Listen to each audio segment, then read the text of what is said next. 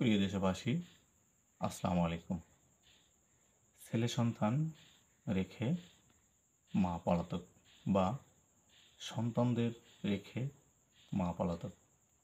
আমি বলছি 2024 সালের 5ই আগস্ট বাংলাদেশের আওয়ামী লীগের প্রধানমন্ত্রী শেখ হাসিনা দেশ থেকে পালিয়ে গিয়েছে তার ছেলে সন্তান রেখে এবং কর্মীদের বিপদের মুখে রেখে পালিয়ে গেছে।